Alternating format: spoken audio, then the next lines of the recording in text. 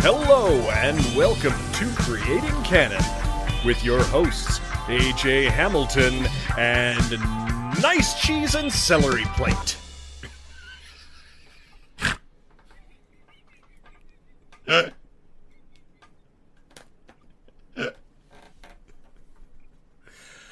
is, listeners, you will be in on that inside joke in about 4 minutes. And, what was amazing about that is those are my actual initials. I know. You're God welcome. Damn, that was... It's like I planned these. Oh, my Lord. I'm getting a name change tomorrow. Nice Cheese and Celery Plate. And the C stands for cheese and celery. Yeah. One word. Cheese and celery. Cheese and celery. Cheese and celery. And Nicholas C. Pappas. Although, who is that anymore? I know, right? Yeah. Did you know that my full name is Nicholas Cheese and Celery Pappas? Well, I love that. You've let the listeners in on a secret. Whoopsie A daisy. little diddle secret. Little cheese and celery Little secret. cheese and celery secret.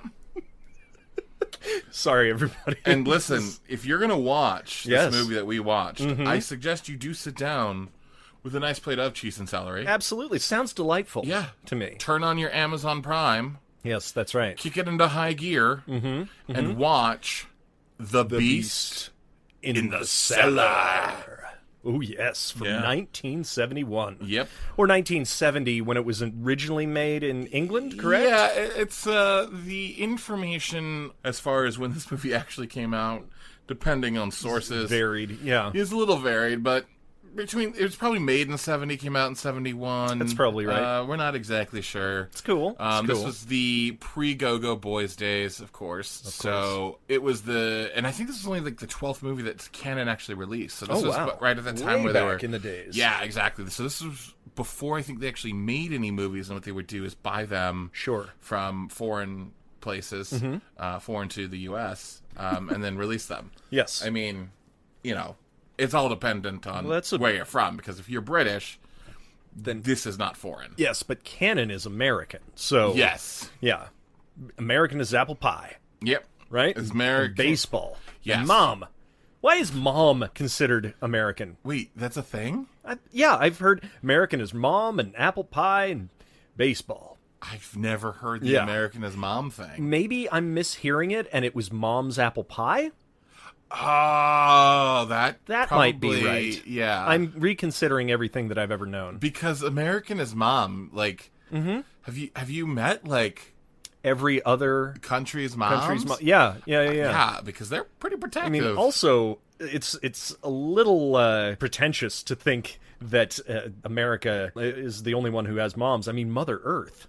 That's everybody's. Right. Yeah, well, yeah. Depends on who cares about it, but yeah, not very many people apparently. Clearly, not the oil companies. No. Ooh, hot take. Oh, yes. AJ coming in strong. Anyways, right. This episode brought to you by Chevron. Chevron, the oil company's company. Yeah. Lovely. It's like the gentleman's gentleman, which is very British. Indeed. Which quite. This was a British movie. This was a very British movie. Insanely British. Yeah. It was directed and written by James Kelly. Yep. Yeah, who did not do much other than this. He only directed one other movie called What the Peeper Saw. Oh. And then he wrote a couple of screenplays, What the Peeper Saw. He did a bunch of television, and then he made wrote the screenplay for a movie called Dr. Blood's Coffin and Tomorrow I want to at see 10. that. Yeah, well, I mean, do that on your own time. It's not a canon movie, and I only watch canon movies. That's apparently true. Yeah, that's all I'm allowed to watch until we finish this podcast. Oh my god. So it's going to be a while. What this peeper saw? Yes, sir. Is nothing but a canon film. Oh, we saw a peeper in this one, too. Yes, we did. We did see a peeper. That was rough. We should just get to the plot. I mean, why not? Let us know. Tell us, please. Spit. I love that you couldn't make a spitting sound. Well, I didn't want to accidentally spit. Oh, I appreciate the floor. that. I appreciate that. Yeah. Two old biddies have a beast in the cellar. A beast who gets out. A beast who murders. Whoa. A beast who mutilates soldiers beyond recognition. A beast named Stephen. Dun, dun, dun. Yeah. Yeah. I think everybody named Stephen who listens to this podcast was just like, oh shit. Was it me? Oh no. I'm not in it. I feel like a beast. But I'm not a beast. Not me. It wasn't me. It wasn't. I'm not in a cellar. Unless you are in a cellar. Unless you're... What if there's a Stephen? Yeah. A Stephen? The Stephen. What if there's a Steve? You know what? Let's just stop this bit right now. Okay. Let's talk about the movie. Okay, let's do that. You mean the play that we just sat through? Yeah. Very much so, because... Well, we should start at the beginning. Okay, yeah. Because the first minute of the movie takes place outside. Right. Where... And is only made because it is a movie. Yeah, I think I so. believe. Yeah. There was a bunch of... soldiers in... trucks and yeah. tanks, and they were doing like a combat maneuver in Britain. Yeah. Just to be clear. Yep. And one of the soldiers... Where this takes place. Yep. One of the soldiers, his tank stops running. Mm-hmm. And then he calls in, and they're like, just, why don't you walk back to town, leave it there, we'll send a mechanic. And he's like, all right, chip, chip, cheerio, I'm on my way. Pip, pip. Pip, pip. Yep. Hut, hut, running along. It's very British. Last time we offended all the Italians. Right. And now we're offending all the British. Yes, Yeah. exactly. I think we've offended like half the... By the end of this, it's going to be everybody. Yeah. Yeah. Well, I'm offended by... Us, in general? Yeah. No, exactly. It's impossible not to be. Right. I mean, Americans, what the fuck? God, we're the worst. No, seriously, we are the worst right now. But that's another story. Exactly. And then we get beast vision. Yes, of course. The beast just comes out of nowhere, attacks the soldier walking. Slashes him up. Slashes. Mm-hmm. And then we cut to cops standing around him. Yep.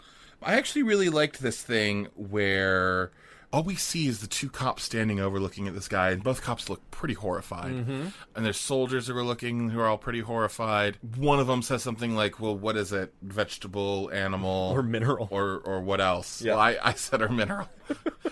Or what else? And they're like, animal, I think. Animal, or human animal? Mm-hmm. And they I like that line, actually. I liked it too. And what I enjoyed about that moment was, this cuts back to Clint Eastwood directing stuff. I know this is weird, right? Sure. I didn't think you were allowed to watch any other movies. Well, before the I podcast see. started, I'd Sure, seen sure, this. sure. Yeah. Go ahead. Clint Eastwood talks about when he directs that the horrors of the imagination are way, way, way worse than anything he could ever show on screen. So he did that movie, Flags of Our Fathers, where there's the one scene where a bunch of the soldiers walk into the camp where the Japanese soldiers had captured the American soldier. Yes. Or it's a cave, it's not a camp. Mm-hmm. And we have watched them see carnage that's on, like, Saving Private Ryan level. Sure. They're just disgusted. Like, we've seen, and they're fine with it. Like, they see the carnage and they're fine, like, fine with it. Yeah, I mean, pushing through it. Yeah. Yes. And then when they walk into this cave to find their friend, some of them start puking because they're so sick from what they see. Others have to run out. Others just start weeping. And the camera never turns around and shows what they're looking at. Yeah. But we have seen all of this carnage. We have seen them see all this carnage. Mm-hmm. And Clint Eastwood's thought process on this is what we imagine will be worse than anything they could ever show. Yeah. And it was effective. It was an effective moment in the movie. And I thought it was especially effective here. Yeah. And they even had a moment where a soldier who turns out to be Alan. Who assumingly has seen bodies in war. Yeah. Looks at the carnage of this soldier and practically barfs and turns around and runs. Yeah. We never see anything. Yeah, exactly. But I like that. I really like that thing. That opening few moments actually made me a little queasy. Yeah. Because of what I'm imagining. Sure. And then after that, for the rest of the movie, we're basically inside the house. Oh my God. Of Joyce and Ellie. Joyce and Ellie. Ellie is played by Beryl Reed. Yep. Beryl Reed was nominated for a Golden Globe for The Killing of Sister George, and she was actually a one-time BAFTA TV Award winner and one-time BAFTA nominee for Tinker Tailor Soldier Spy. The first one, right? The original in 1979. Right. And then she won Best Actress for Smiley's People. So And then the other sister, Joyce, is played by Flora Robeson, Okay. who was nominated for Saratoga Trunk, Oscar nominated, should say. Yes. And she was in Black Narcissus, Wuthering Heights, Clash of the Titans. Oh. So we actually have the two leads of this movie, the two old biddies, Yeah. as it were. Very reductive, but Yeah, well, I mean, you know. yeah, but they are very talented ladies. Yes, they're very Yeah. good. And I agree. Yeah, as much as it started out with these weird banal little conversations that were frustrating at first. Yes. I would say. We had just started with all of this, not action, but intrigue. And then it goes into just the women sitting around, Yeah. talking about lunch. Well, and that's... Although it does start out with Joyce doing something very interesting and curious. Yes. Joyce starts off all of a sudden out of... She gets a call. She gets a call. She finds out there's a murder in the town. And then the first thing she does is sort of looks out the window, closes the window, goes to a closet, pulls out an old army uniform, puts Right. it on, and then just sort of disappears down a door. Yeah. And you're like, what the fuck is that? Yeah. And this is also, I should mention, and this is my own ignorance, so please just understand that. These were the kind of like officers' army uniforms of World War I and World War II. Sure. That all sort of looked like Nazi uniforms to me. They all look the same to me. Okay, that's fine. Any military is bad military. Well, right? no. kidding. I'm just saying that they're very different than like officers' uniforms today, or even like American uniforms. Like I Okay. believe like European uniforms looked very specific and similar Interesting. in that time period. So you thought this might be a little apt pupil point? Well, for that just they were like a going half towards. a second. Okay, For like sure. for like a half a second, I was like, "Is that a?" Oh no, never mind. It's not. I see. We should mention that this movie is contemporary to its time. I think the movie does take place in the late 60s, early 70s. Yes, by the end of it, you realize Yes. that. If you were from the times, you would probably already know that just Yeah. because of the dress. But the women are in a very old house, Yeah. with not super contemporary costumes. No. So us being 50 years departed from that time period, it does all run together, and you're not quite sure. And they're in a very small town, which Yes. is not the most modern town either. Not at all. So- and it so seems it's to be not- next to an army base. I think that's the that- only reason that I would assume that they were being taken care of. They have this fellow, we talked about Alan, the guy Yeah. who almost threw up. Alan is a very nice young... Alan Marlowe. Alan Marlowe, played by John Hamill, no relation to Mark Hamill, Or John Hamm. or neither of them, or AJ Hamilton. Yeah. So Yeah. none of that. None of them. He actually was in Trog, Doctor Who, and what else, Nick? Horror on Snape Island. Oh Which is man, a movie that I had never heard of before. But I- once we get finished with the canon films, Yes. I would like to watch that because, you may be allowed. Snape Island. I mean, Well, it's a spin-off from the Harry Potter series. That's Yes, what I of course. thought. Yeah. That was my assumption. Naturally, yeah. But Alan comes by and he takes care of them. He's an officer in the army. We don't Yeah. know what rank he is, but he's hanging out with the women. He looks to be about 30-ish, Maybe if I had to younger. guess. I would say younger, but Maybe yeah, a little younger. And the women, to be clear, are like 60s? 60s easily. Probably, Yeah. yeah. But he brings them things. He is he's very doting on them as like a grandson would be to a grandmother. Yeah. And well, a couple of things happen before this, which I think are really amazing. First of course. all, Joyce has put on that soldier's uniform, and Ellie comes home. We haven't met Ellie, but the music starts playing, and the music in this movie sounds like what Austin Powers would have on his iPod. Yeah. Oh yeah. It was really weird because it had that like Burt Bacharach thing going on. What do you get when you fall in love? Yeah, it just screamed that. Yeah, and the reason it does Okay. scream that is the music was done by a guy named Tony McCauley, who is probably best known for some of his work with the Foundations, Okay. including the song "Why Do You Build Me Up, Buttercup Baby, Just Let Me Down," Let me down. and then "Love Grows Where My Rosemary Goes." No, not that You don't know that song? No, absolutely Really? not. Oh my god. No one should. That's a good song. It's a fine song. Also, probably. I should say I'm a terrible singer, so that's that probably, must be it. Yeah. That's everything. Well, I've heard you do musicals, so I'm good at them. I want everyone to see you in My Fair Lady again. I forgot that you saw me in My Fair Lady. Oh yes, I did, sir. Oh yes. Shit. I made some choices in that play. Yes, you did, and They were brilliant. Impressed. Yeah, I know. Absolutely. I know. But so yeah, that's again, we talk about music a lot in these movies, and they feel a bit odd choices. But for the time, they may not have been bad choices. But the rest of the movie, I think what it is it feels they're contemporary to the time. They right? are So, contemporary. Like, this music sounded exactly like music that you would hear in the car. Absolutely. Which to us feels old-fashioned, and naturally, it's not the kind of thing you would see in like what is a borderline horror movie. Right, but I will say the tone of the movie set by the stuff that happens in the first couple of minutes, and then the sort of creepiness that Ellie, that Joyce there has. is no celery in the groceries. You know I can't eat cheese without celery. Yes. It's one of the first lines Joyce says to Ellie. Yes.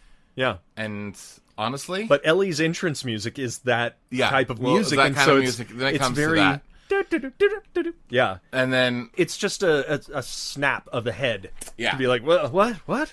Yeah. And this is around the time we are introduced to Alan and the women, the older women. Yes. And Alan just basically comes in and goes, "Oh, there's been something terrible that's happened," and he literally describes the scene that we saw earlier, like down to the point where he's like, and then the cop said to the army officer, blah blah blah blah blah. Would it be a puma? No. it would be a leopard. He basically listed off most of the dialogue that was between the two. Yeah. And at this point, AJ and I looked at each other and went, "This is a play," because it from the point that Ellie gets there to the point that probably the next murder happens. And there's multiple murders, spoiler, but they are completely within the drawing room, the sitting room. Yes. And I mean, it could easily be done in a small one-room playhouse. Yeah, I would venture to guess that the first... We didn't exactly time it. The movie's an hour and 25 minutes. I would guess that the first 35 to 40 minutes after that first scene is basically exclusively in that room. People coming in and out of that room.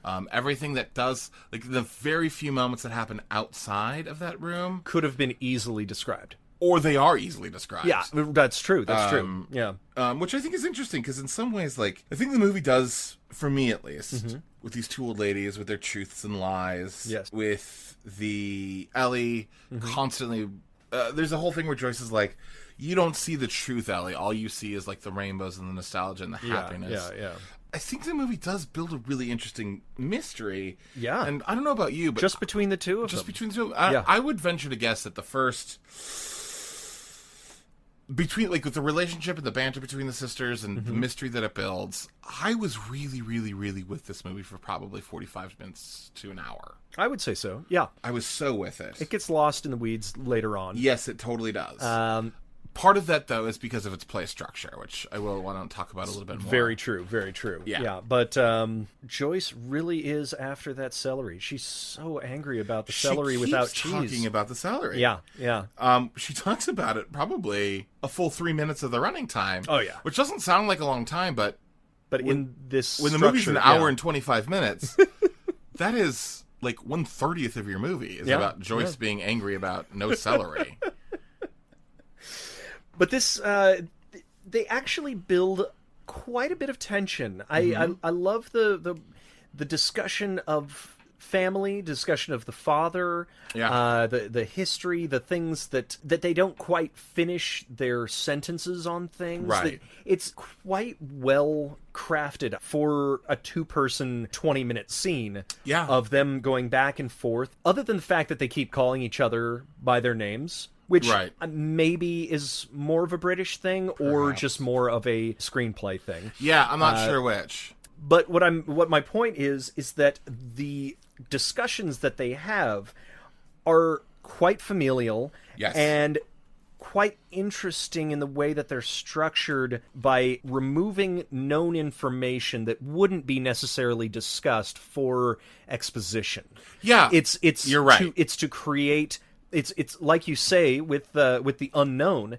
Your mind starts worrying. Your mind's the gears start grinding, and you're like, what could their secret be? Yeah, It's very neat. I think you hit the nail right on the head, where they know the information. Yes. They don't need to tell us the information. And the dialogue at this point, through the first 45 minutes or so, feels very lived in. It feels real. It feels natural. Sometimes a little too Lived in. A little too lived in. Yeah. Which I do want to give a lot of credit in that first bit to James Kelly, the writer. But I really, really have to say that Beryl and Flora were quite captivating. I mean, I know we said that earlier, but like, I just was super impressed with less talented women. This would be a slog. Yes, this would have been much more of a slog. And they both handle the balance between comedy and drama really well. And in moments there are things that are cutting and dramatic for them. That feel very funny to the observer. Oh, yeah. Which I have to give them a lot of credit. And I think they understood they were doing a joke, but they didn't, do a joke. Right? Well, it was very much more character-based than line-based. Yeah. It was not a set-up punchline. It was that they had chosen clear characters. Yes. Joyce was the more practical of the two. Ellie was the more starry-eyed one, Yes. the more flighty one, I would say. You know what they reminded me of in some ways? You and I me. was trying to Right? Wait. I'm Ellie. I'm such an Ellie. Yeah, you are such an my Ellie. God. I'm definitely a Flora. Joyce. A Joyce. Well, the actress's name was Flora. I know that, but that's how practical I was being. But you they were were playing in the world characters. of make-believe, and I was being practical and honest. I don't know what acting is. No, I was going to say, did you ever watch the Walt Disney cartoon version of Sleeping Beauty? Yeah. Do you remember Flora, Fauna, and Merryweather? Yes, of course. The fairies. Yes. Yeah. They sort of reminded me Oh. of two of the fairies, like the really practical one And the silly one. the silly one. Yeah. They didn't have the mediating force. the in mediating between. one in Yeah. between. Yeah. Interesting. Yeah, no, that's- I like that. And actually, Ellie, who's Beryl Reed, if you think about it, actually looks like a little bit. I don't remember which one. But I don't one either. Of them. But yeah, no, she's very flighty, very sort of impish at the beginning of it. Yes. She definitely goes through, I would say, the most arc of Oh, everyone. yeah. And I really appreciated that. Like, Well, I could see her suffering and decisions that she had to make. Well, she does this thing. So after this long, like prologue sort of kind of like lead in. Yeah. Establishment. The first act, really. Yeah, If you really think about it as a play. There is a soldier and his girlfriend, Roy and Gloria. Wait, they had names? Yeah. Oh my God, they did say... he kept being like, Gloria, darling, don't worry, I'm going to fuck you in the hay. You always take me to the hay. Yes, you always take me. Wait, is somebody watching us? Oh, Roy, stop it. Stop before you fuck me in the hay. You always get me so riled up. Oi. Gloria, what are you doing? You give me hay fever, Roy. They don't actually say the F word. No, they don't. But they do almost have sex in hay, which Indeed. I've seen this in numerous movies. Let me tell you something. I have sat on a hay bale at like a carnival. So uncomfortable. It hurts. Loose hay, I can only imagine. Through clothing, My God. a hay bale hurts. Yeah. Let alone naked, thrusting, It's not loose soft. hay. Okay, here's a question. Yeah. Hay or sand? Oh, hay, definitely. You think? Well, yes. I mean, Yeah. for me, Okay. the other person involved might have a different feeling. That's fair. But I'm going to guess hay, just because hay is probably a little bit cleaner as well.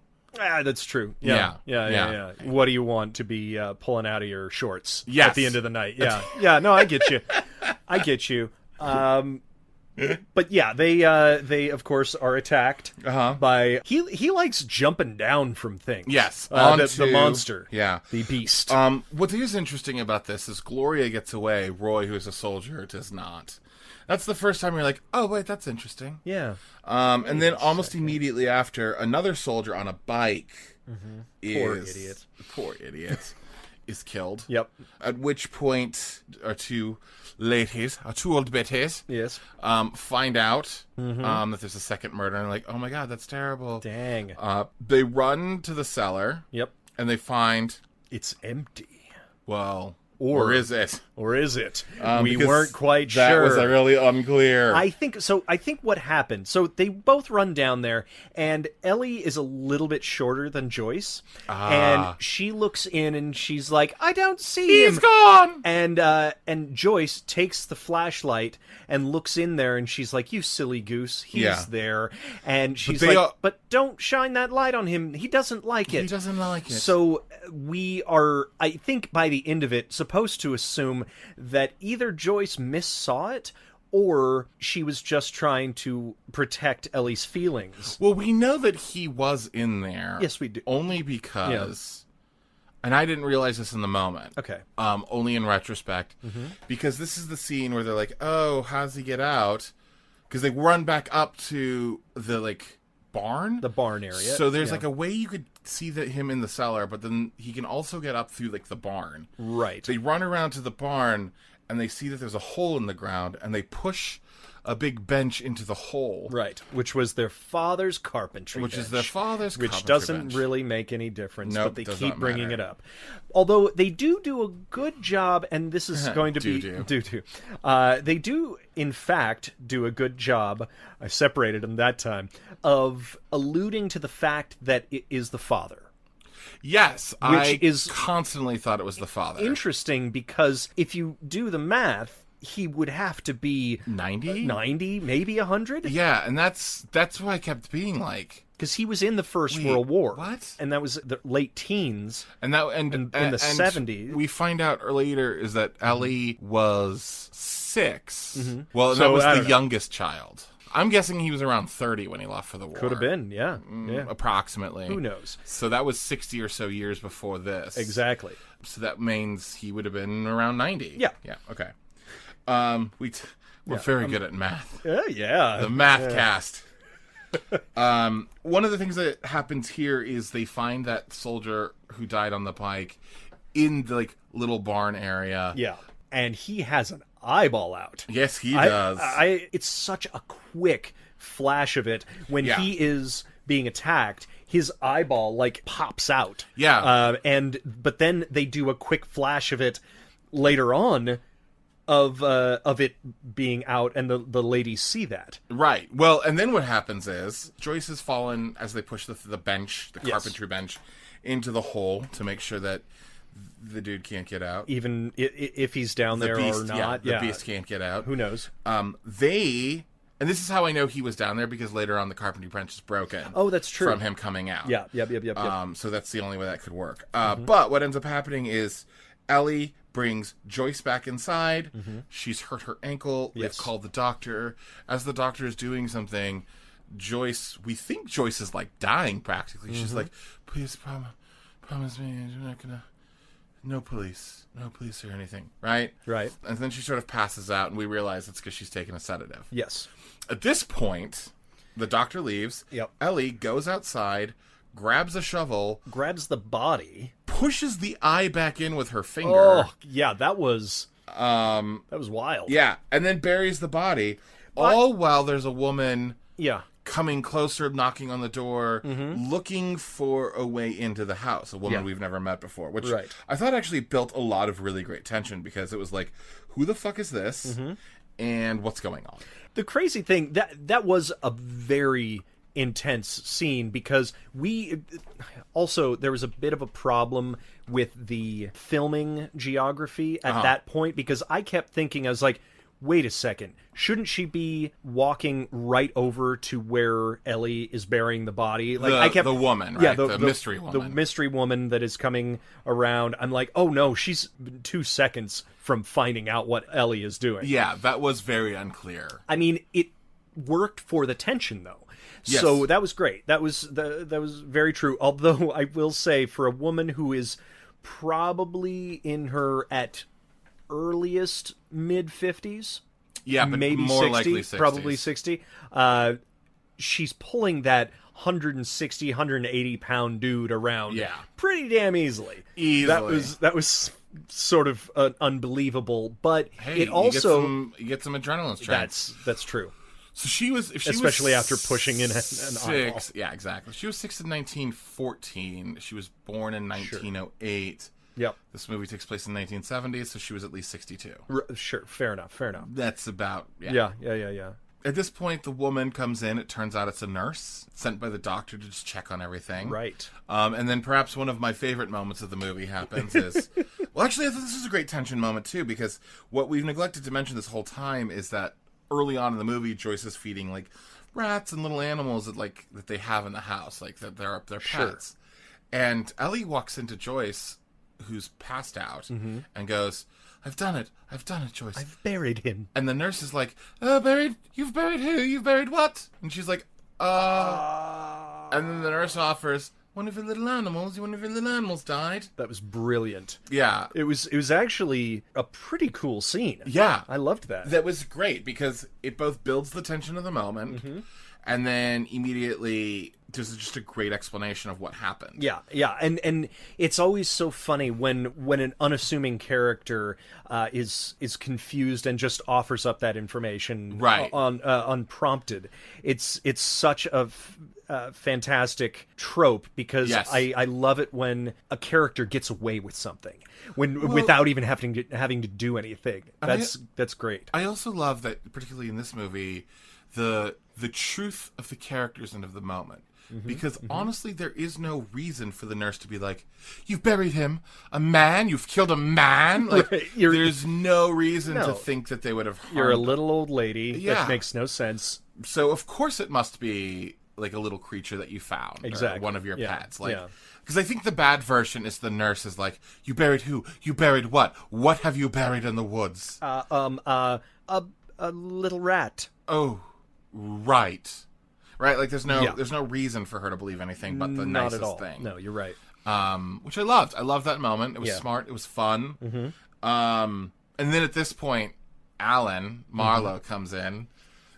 The nurse opens the door, and he's like, "Oh, who are you?" And she's like, "I'm Nurse Sutherland." And he's like, "Oh well, I'm Alan Marlowe, a friend of these old ladies." I like that she's the only one that you haven't given a British accent to. Which one? The nurse. Nurse? Yeah.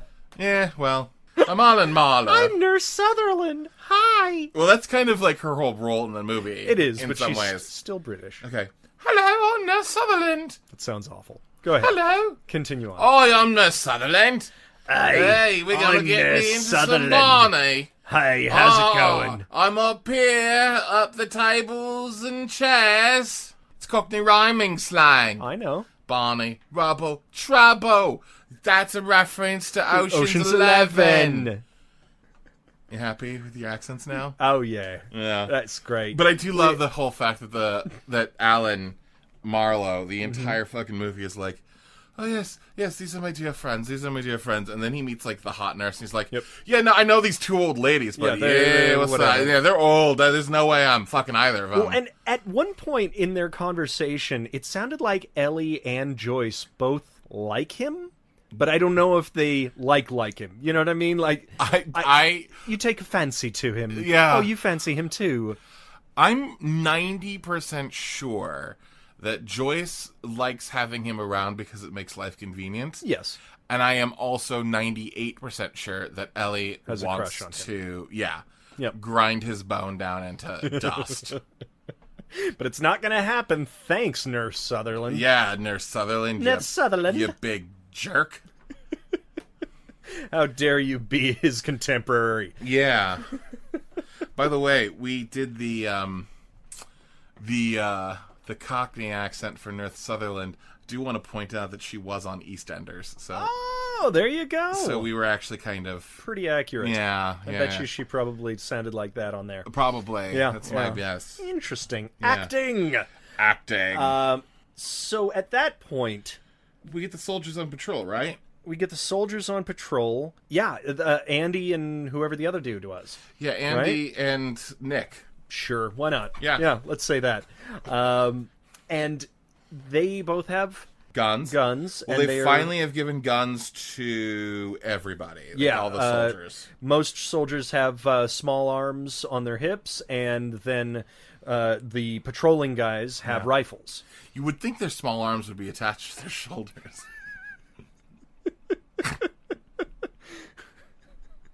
That's really impractical to have arms on their hips. Where do military men keep their armies? In their sleeveys. It's so stupid. I know. Oh, boy. Well, there you go. That's stupid joke cast. Yeah. We got a lot of different subcasts in Yeah, this. we do. We really do. Yeah, no, this is good.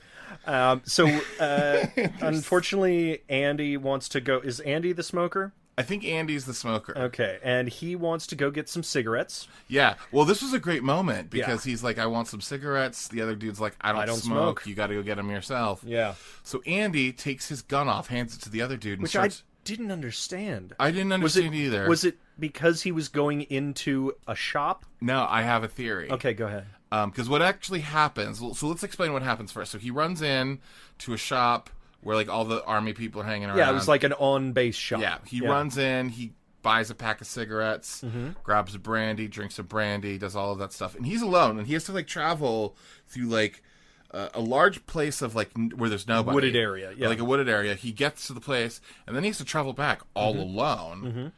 And when he gets back to his partner, he finds his partner has been murdered by the beast. No, he gets murdered.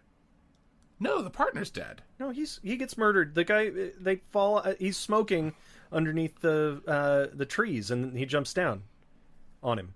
No, but he screams first when he sees the guy. He sees the guy and he's like, ah! With the two guns? I think so. I don't think. And then the beast gets him. No, I thought that he. Really? I think so. Well, watch How do it. we not remember? And write in and let us know who's right. Because I'm not going to rewatch it. Nope. But, so then, what I thought happened, this is real fascinating. See, what I thought happened was they were trying to build tension. Like, he gave up his gun, so you think he's going to be the one who gets it. Okay. And it turns out the guy with the two guns is the one who gets it. Interesting. Right? That was what I was going to say. Why I thought that moment was actually really cool. Was because they completely misdirect us. Well, and my interpretation of it being that I don't believe that he saw his friend and got murdered before he even got back, is that he was not supposed to be off patrol, and if you were on patrol you would have a gun, and if you're going to go into a bar / coffee / smoke shop, you wouldn't be allowed to have a gun. So I think he was trying to sneak in to it to come back out and be like, yeah, okay, I definitely wasn't shopping on my shift. All right. Let's do a thing here. We're gonna take like 10 seconds to look this. I'm pulling it up right now. Oh, you are? Yeah. Okay, we're back. Yes, we are. And we barely ever do this, but we had to settle this. Yeah, so we rewatched it. First of all, we were wrong. Andy was the one with the two guns. Yes. So we don't know what correction number 1. Sure. And correction number 2. Yes. Is AJ was. AJ. You can't say I'm right, can you? Well, see, you were less wrong than I was. Okay. Yeah. Yeah. AJ was less wrong That's than fair. I was. But to my one slightly ounce of credit, yes, there is the moment where he says Andy, he looks up and he makes this like face of recognition. Yeah. That's why I thought. Yeah, that was a Andy. very confusing choice. Yes. I think, because after that he just lights up a cigarette, and so it seems too nonchalant for if he had actually seen the guy. I agree. Yeah. You're right. So Ish. there. Ish. You're less wrong than I, sir. Yeah, but You're it wasn't. less wrong than I. Other guy was Andy. I was more wrong than you. Perfect. Yeah. I really did like those soldiers. I thought they were great. Yeah, I felt like those soldiers actually reminded me of Dogberry and his men when they are patrolling the palace or castle or whatever it is in Much Ado About Nothing, the Shakespeare play. They seem to be a bit of levity in between all of the scary times. Yeah, they also have that like Rosencrantz and Guildenstern thing going on. That's that too. There's always kind of those characters that are. Yeah, absolutely. Yeah. Thank you.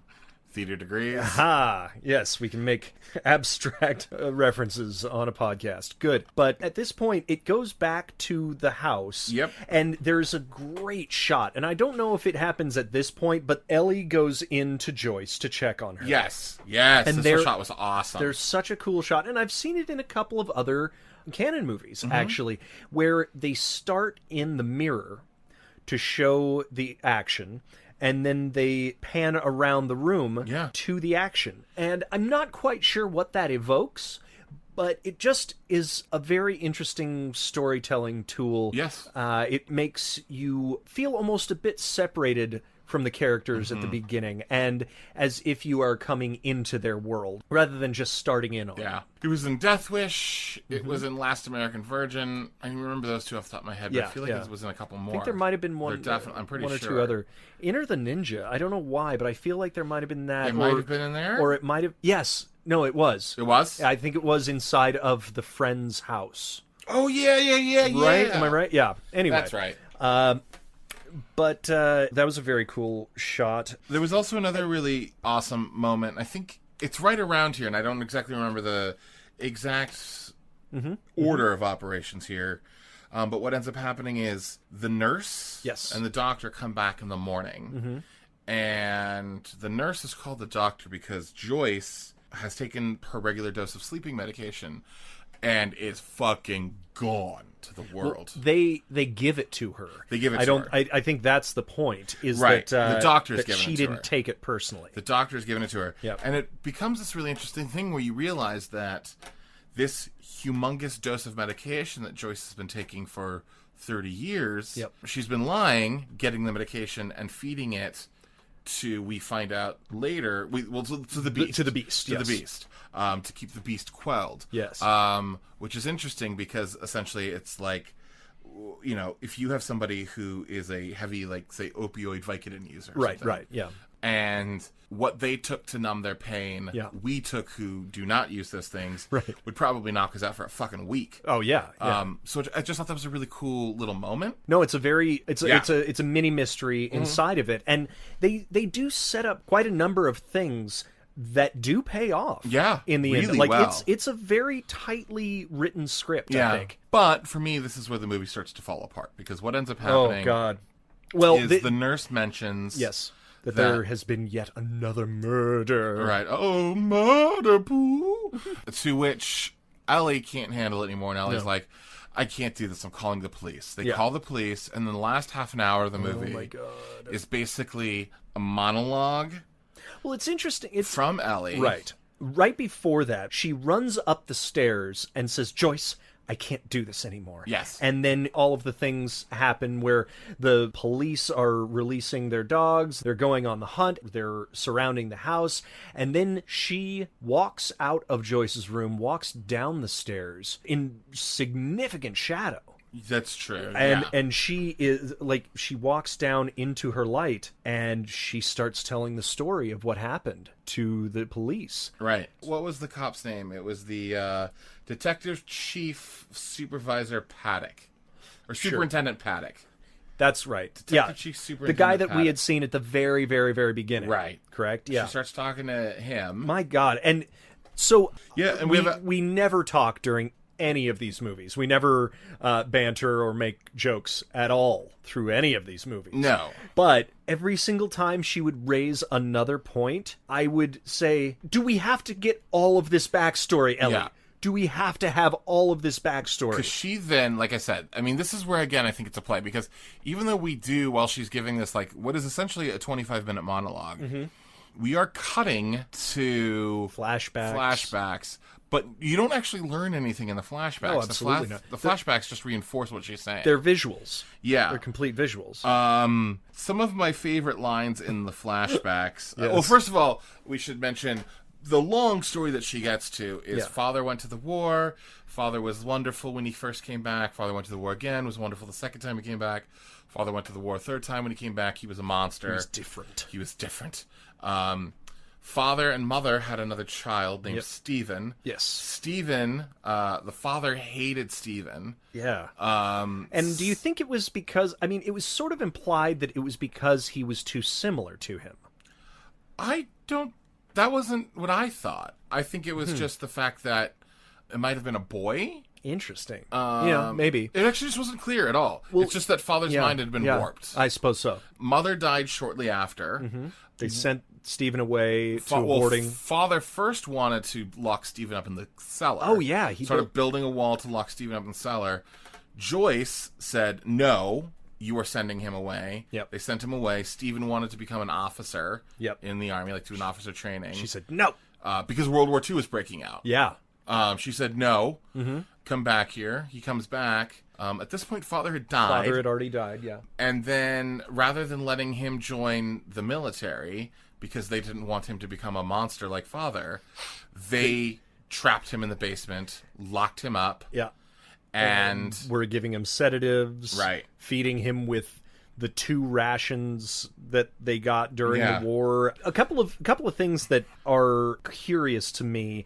First of all, was it that easy to disappear a person back then in the 30s? What I got the impression of was that he did not live with them and was basically in boarding school at that time. So he was visiting them. So I think they probably told the boarding school that he had gone to Canada or something like that. Yeah, or was going to stay with them. Yeah. Because it's a boarding school. Right. And then they had basically told the rest of the world that he was away at boarding school. And then or as they mentioned, went to send Canada him to Canada or something like that. that. Yeah, and it does seem like in the 30s it was probably easy. A little bit easier, maybe? People. Yeah. Because there's no, like, Facebook presence or anything like that. It would just be letters or... Records weren't the tightest. Yeah. 2 of my favorite lines in the movie was when...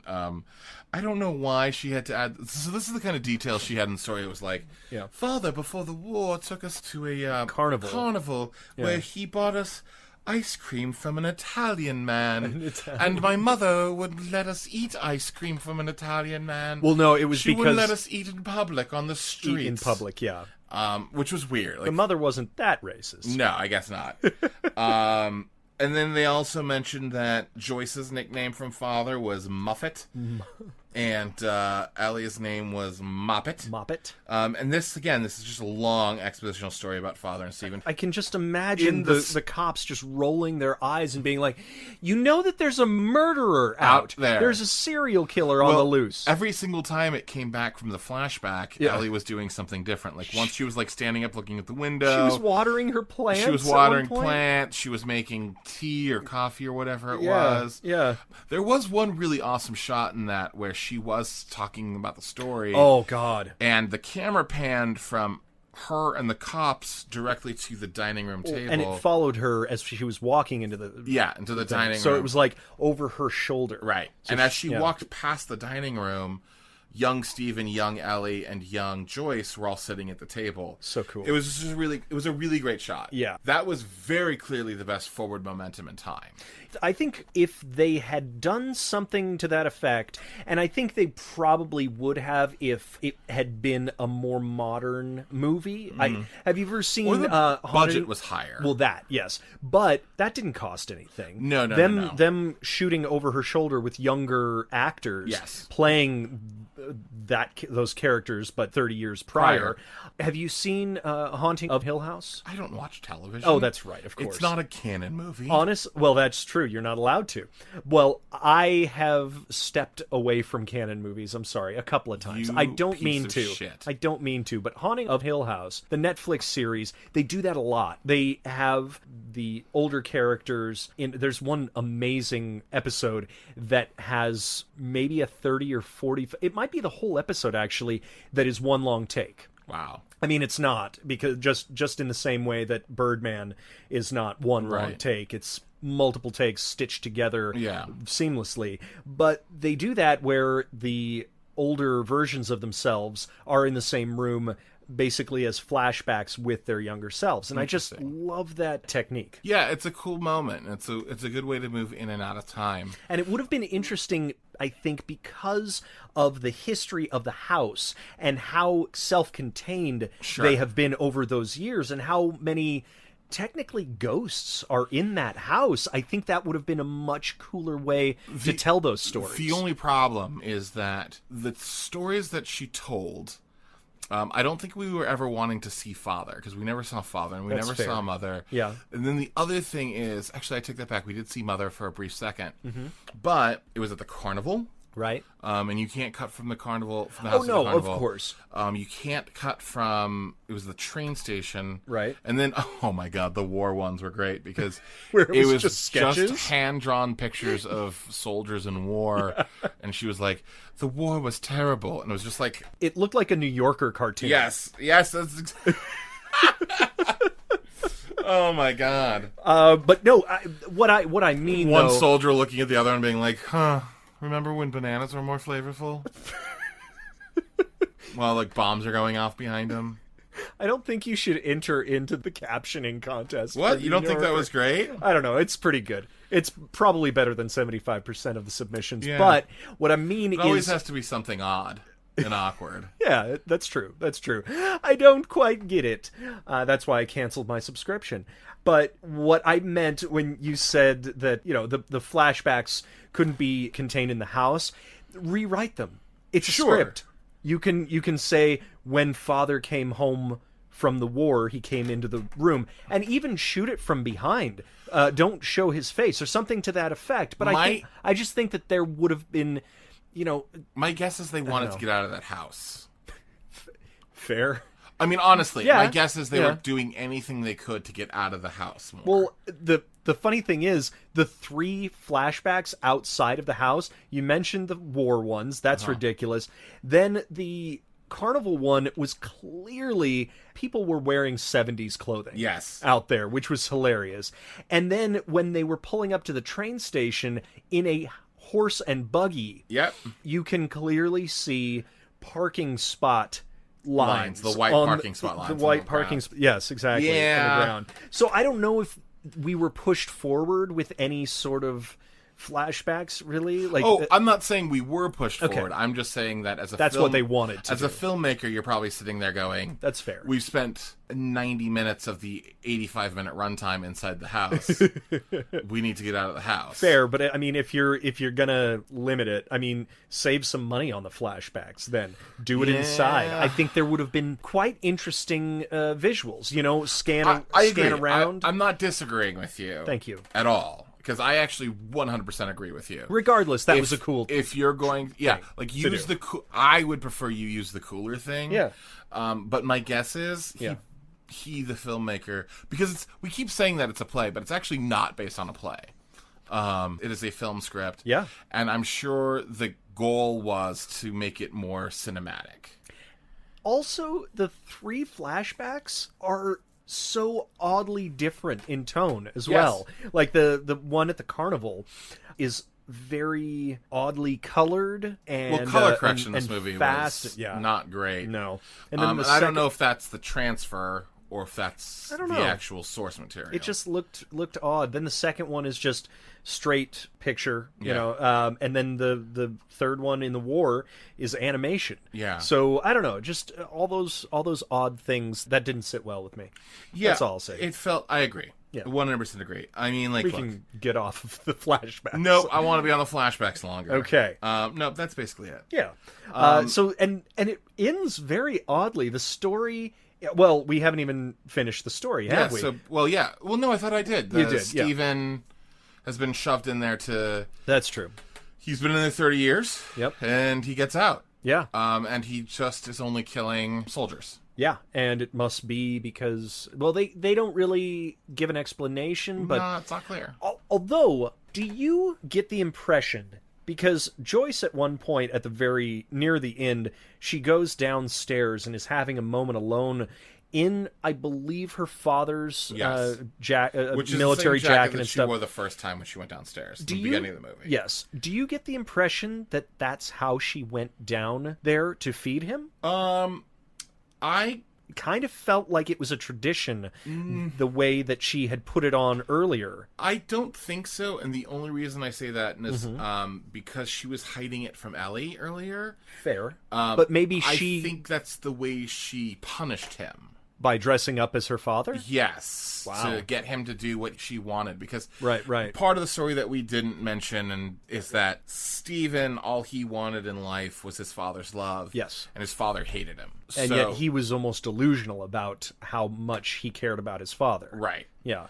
But that's kind of what I mean, is that even if it was only every once in a while to punish him, that may make sense why he was going after military people. Yeah. You know? Well, because at the end of the movie, Stephen, spoiler alert, comes I think we're there. Yeah, right.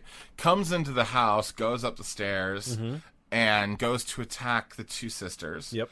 And is shot out of nowhere. I don't know where the army dude came from. Yeah, because he had sure just that was left Alan. with the nurse. Yeah. Yeah, that was Alan. Yeah. Alan shoots him. Yep. And as he's dying, Ellie's like, oh, he just wanted a picture. He just wanted father's picture. And he grabs the photo, shows it to Stephen, and Stephen, grabs it and, rips it up. Yeah.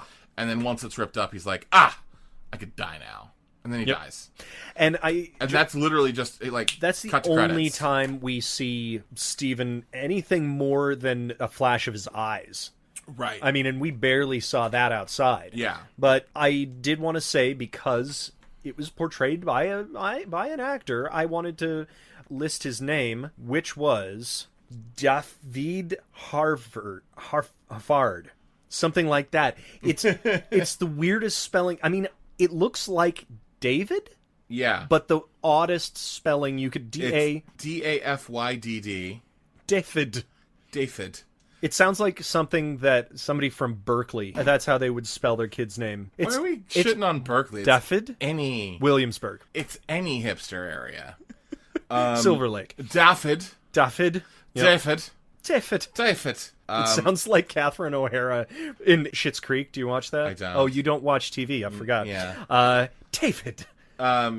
He was in Under Milkwood, which was a movie based on the Dylan Thomas play. Oh. Dylan Thomas wrote a play. I bet you didn't know that. Oh. And he was also in Zulu. I thought you were going to say Zoolander. That would have been a very different movie. Very odd. That would have been a weird movie. So David, or Stephen, as he's known, Stepan. So he passes over into the Dark Knight, and he's dead. He's Batman? And yes, he is Batman. He's not the brother. Well, he is that an they orphan. need. Oh, yeah, that's true. And that's it. That's credits. I said that earlier. Oh, did you? I did. Well, fine. You were too busy trying to say David. David. Havard. Yeah. And at the end of the day, their love made him a monster. Yeah. That's I guess what happened. So. That's the resolution, I suppose. So I guess at this point, a couple of things that I thought were really interesting is the original two titles before The Beast in the Cellar were Are You Dying, Young Man? Or Young Man, I Think You're Dying. What? Yep. Those aren't good at all. No, they're terrible. The tagline, you want to take a guess? I do. No, go ahead. A chill-filled festival of horror. Well... No, I disagree with that tagline. The horror was incidental. The horror could have been absolutely cut out of this movie. Yeah. Just hearing about it was what made it a movie. The substance really was there. I mean, it was a little arsenic and old lace, right? Yes. Where it was just basically two old ladies and murder. How many plays have we noted in this episode? I know, right? Oh, my God. Absolutely. One of the things that I found really interesting is Flora Robeson and Beryl Reed were both very, very, very annoyed because I guess this movie was heavily cut. And they thought that damaged the film. And I'm curious what was cut. Yeah. And I would then the love other to see thing- a director's cut. Yeah. Or a Beryl and Flora cut. Yeah, Beryl and Flora. And the movie, also, should be noted, was on Elvira's Movie Macabre, which I thought was great. That's kind of neat. There's Yeah. there's some, for the time, decent effects, I suppose. You know, that it's that typical 70s quick cuts of the attacks, a lot on the screaming face, like almost the same shot of the screaming face. Well, you know what that's from, right? That's all left over from Psycho. Everyone's trying to copy Psycho. Oh, of course. The quick, absolutely. And they're trying to get past the censors, the British censor board, or the American censors. At that point. Well, 71 was the Hays Code still in effect at that time? Not sure. Yes, record scratch indeed. All right, let's talk about the Hays Code, or the Motion Picture Production Code. Named after Will H. Hays, who was the president of the Motion Picture Producers and Distributors of America from 1922 to 1945. This code was put in place in 1934 and forbade the, quote, lowering of moral standards of those who see it, unquote. The rules insisted restrictions on, whether written or implied, curse words, sexual perversions, including homosexuality and premarital sex, miscegenation, criminal acts being glorified, and authority figures and clergy being portrayed as villains or comic characters. By the 1950s, foreign films were threatening the Hays Code due to their pushing of cinematic and moral boundaries, and were not restricted by the code's rules. Due to a ruling in the 1952 case of Joseph Burstyn Incorporated versus Wilson, motion pictures were said to deserve protection under the First Amendment. Duh! After a while, these rules became unenforceable, and thanks to Jack Valenti and the MPAA, and I guess the 60s, the Hays Code was abandoned in 1968. It was then replaced with a seemingly ever-evolving rating system from the MPAA, including G, PG, PG-13, R, and mature, and X, and all the other things. Not rated. And that's the Hays Code in a nutshell. So to answer your question, Nick, no, it wouldn't have been in effect for The Beast in the Cellar. Back to it. But definitely the British censors were. Oh, yeah. And that was actually one of the things I read was like the British cut of this movie was actually like 3 minutes shorter, just cutting out some of the like when Gloria and Roy were getting it on. We see her underwear get pulled down. Right. I believe that was cut, and so was all the a lot of the blood and gore. Yeah. There wasn't a lot of blood and gore, but a lot of that was cut too. Yeah. Okay. Interesting. All right, so I guess the question we always come to at the end of every episode. Yes, sir. What can we steal from this? What is canon? What can you use to make a good movie? I like some of the shots. Yeah, I agree. I like the mirror shot, and I like the flashback shot. Oh, we should talk about the flashbacks ad nauseum. No, we already did. We did that. Yeah, okay. yeah. That was in the previous part. Oh, okay. Yeah. What else?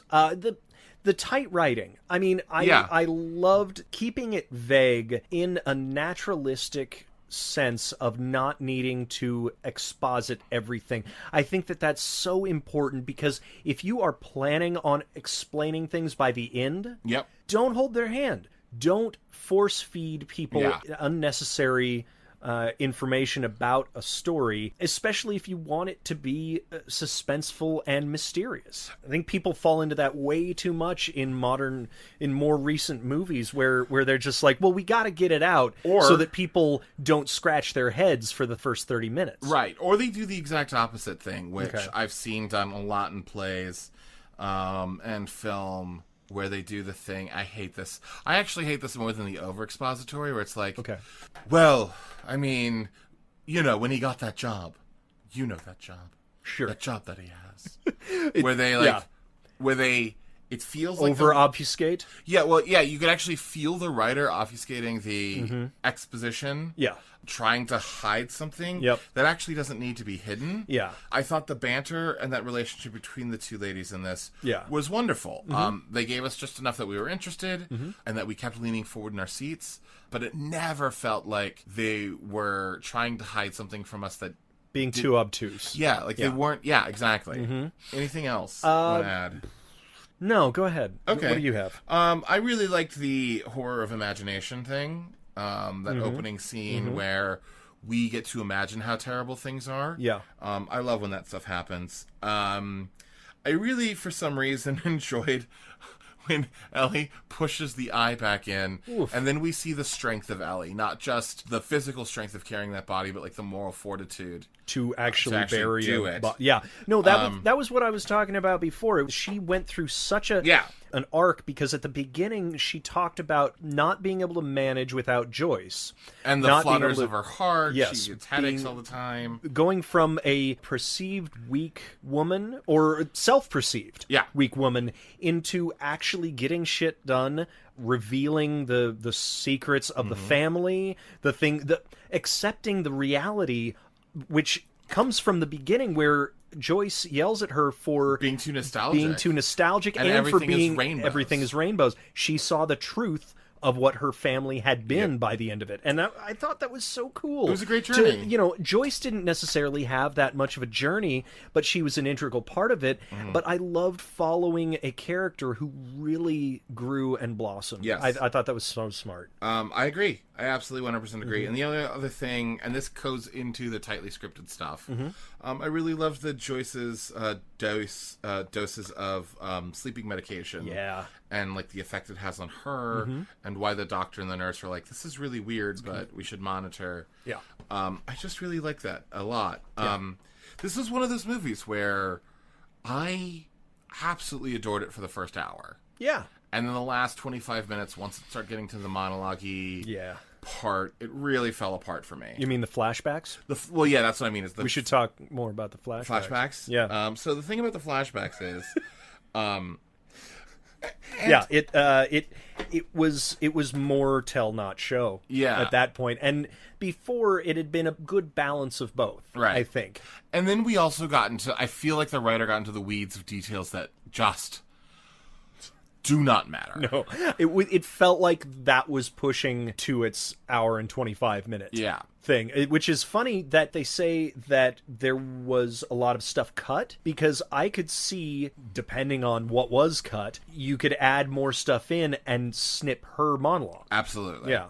Yeah, so...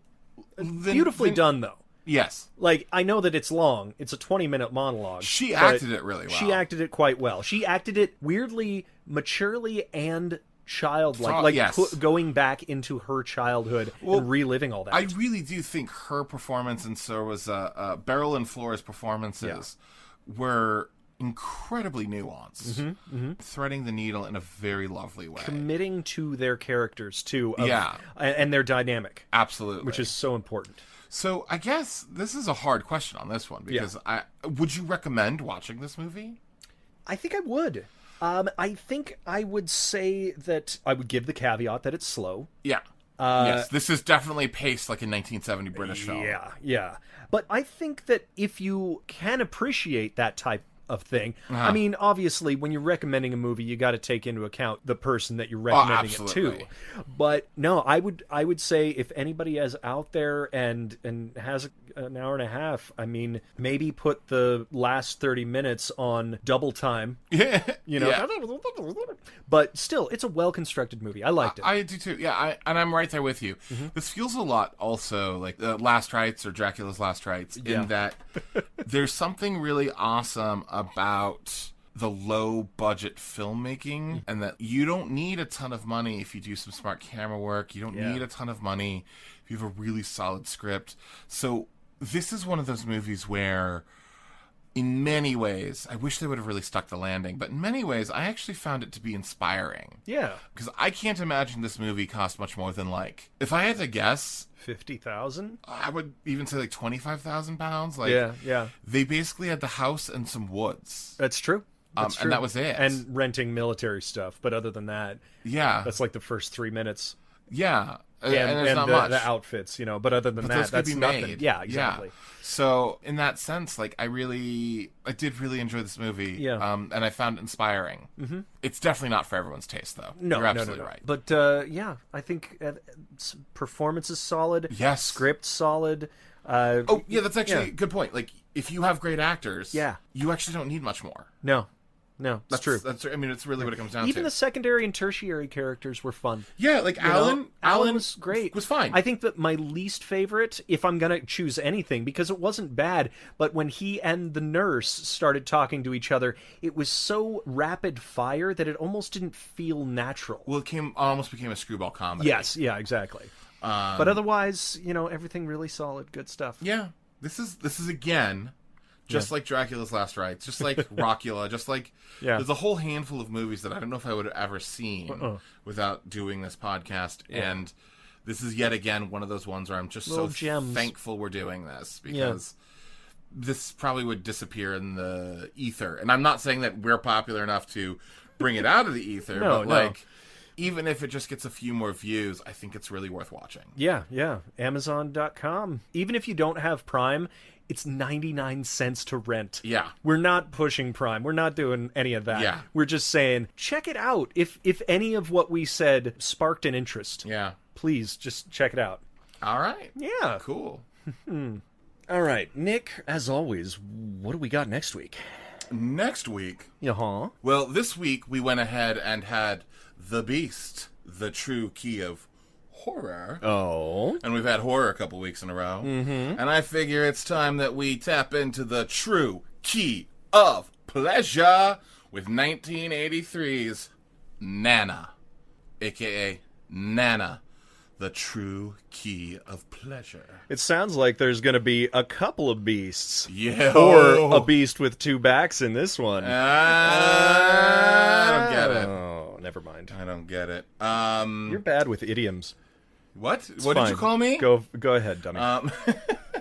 Yeah, look, just to give you a heads up of what this movie is, this is the full-on Go-Go Boys years. Cool. Fully produced by the Go-Go Boys. Okay. And its tagline is, Intimate Secrets of a Nymphomaniac. Oh. Yeah, so this is actually really interesting in that canon sort of goes back to its roots, and that it's basically softcore porn. Well, there you go. Yeah. Hey, it feels like a callback to Inga. That's exactly what I was getting at. Nana Inga. Nana Inga. Cool. It's available on Amazon Prime for like $6 to rent. It's a bit rich for my blood. I guess we'll have to. Yeah, well, we'll shell it out. We're going to have to do it. Because the DVD is like $25. Ooh. Yeah. All right. So, watch it how you will. Watch it how you will. See you next week. Play it as it lays. Lies? Lays? Well, it was a... Potato chips? It was a pun with like lays. Nymphomaniac. Next week. Okay, Nick, so good. That'll be next week. And what do we do if we want to follow you? You can check me out at Nicholas C. Pappas. Checking you out. Oh, I see. Yeah. Because that's usually the noise you make when you're trying to delineate a cut. So don't that's what give I thought. that away. Okay, sorry. All right. We don't cut. No. We go straight through like fucking pros. You hear everything naturally. Yes, that is true. What's your website? You can check me out at nicholascpappas.com. That's on the website, or Nicholas C. Pappas on Twitter. I'm theajhamilton.com. I might have had more to say. Oh, go ahead. I haven't joined Instagram, so... What? There we go. You haven't? Not really. But check out my Vines on Vine.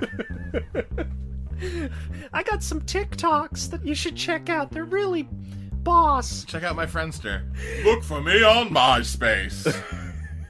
And I'm at the AJ Hamilton all over the things. Friend me and I'll put you in my top 8. And theajhamilton.com. Check that out. You can follow us at Creating Canon. That's Creating CANNON. And we have an email, creatingcanon@gmail.com, that you can send any questions, comments, corrections, anything like that. And please subscribe, like, do all of the things on the YouTubes, Spotify's, Apple Podcasts, anything that you want to do. Please give us good reviews.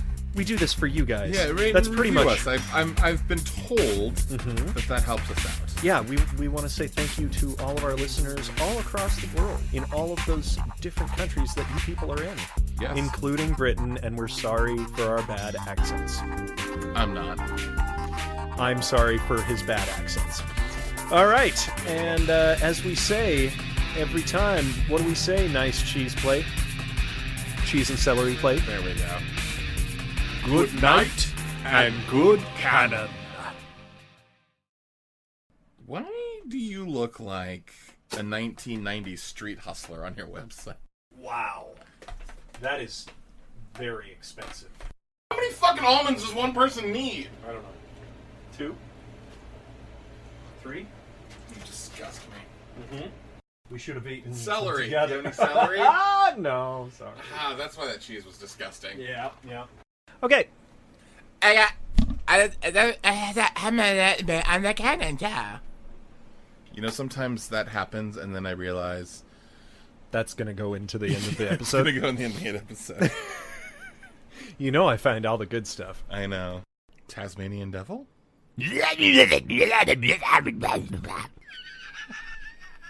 The face!